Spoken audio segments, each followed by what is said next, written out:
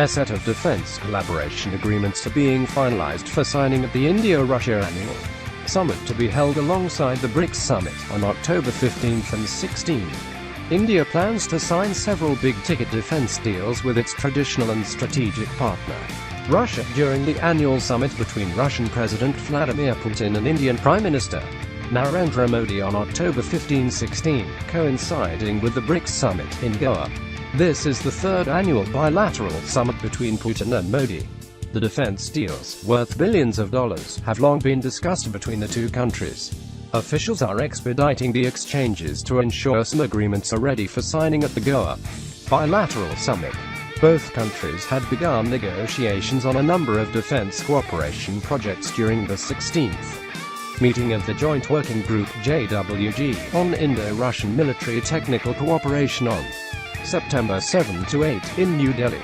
Reports indicate that substantive progress has been made on these projects, bringing the deals and pending projects well on track. Quote, according to sources, some of the most important stalled defense deals may get the green signal during the Putin-Modi summit.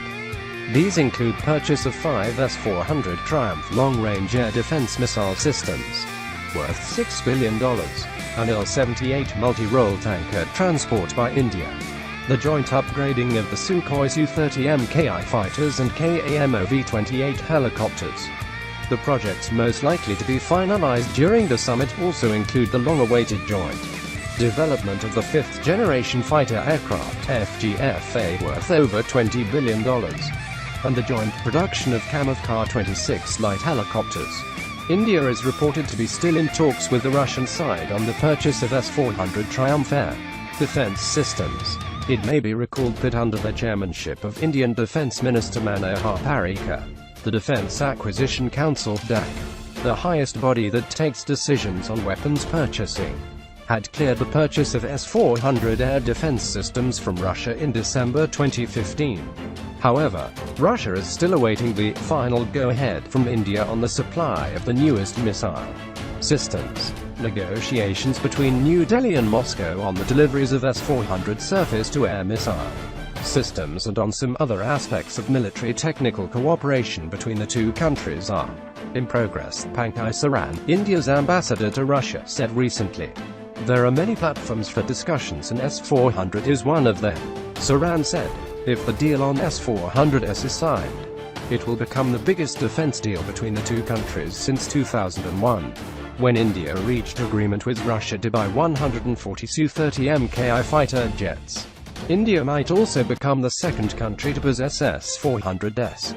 Russia signed an agreement with China in April 2015 for the delivery of the S-400s. Russia's delivery of the cutting-edge missile systems to India will strengthen its air defenses along the borders with China and Pakistan. Discussions on the joint development of FGFA resumed earlier this year, after they were suspended over differences on the percentage of work share in the research and development content between India and Russia. The preliminary agreement on the joint production of FGFA was signed in 2010, and a final agreement would release about $6 billion for joint development. Following a series of negotiations on technical details over the past few months, the two countries are now ready with a detailed work-share agreement, under which Russia will share new generation aircraft technologies as a part of a deal to produce more than 100 fighters in India.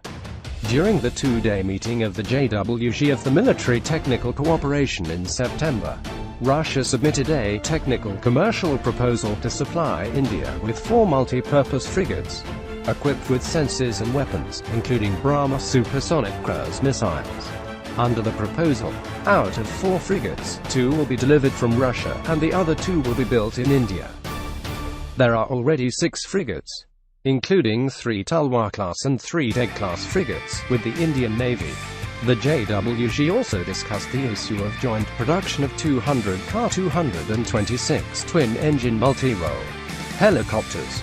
The deal on joint production of the Ka-226 helicopters in India under technology transfer from Russia was signed during the visit of Prime Minister Modi to Moscow in December 2015. Sources said 60 helicopters would be supplied for assembly in India. while the remaining 140 will be manufactured in India. It is the first major project to be implemented under Indian government's Make in India program. The contract is estimated to cost over $1 billion.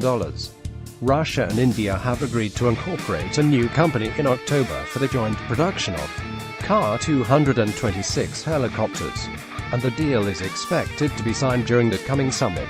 Ingoa media reports in September also indicated that India is also interested in leasing a second nuclear-powered submarine from Russia.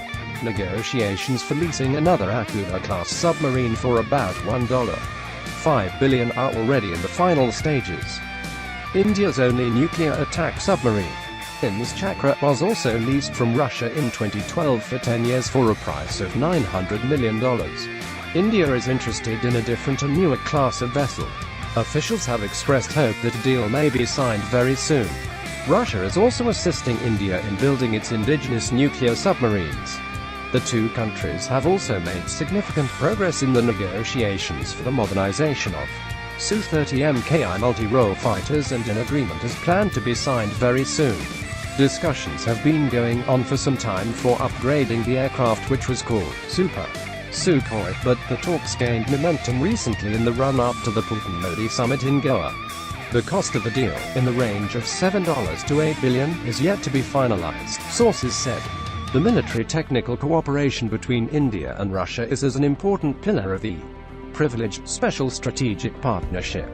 Quote, "It is not merely a relationship of a buyer and seller, but works on complex joint research, designing, development and production projects, with participation of the Indian public and private sectors, and licensed production in India, thereby advancing the Make in India program."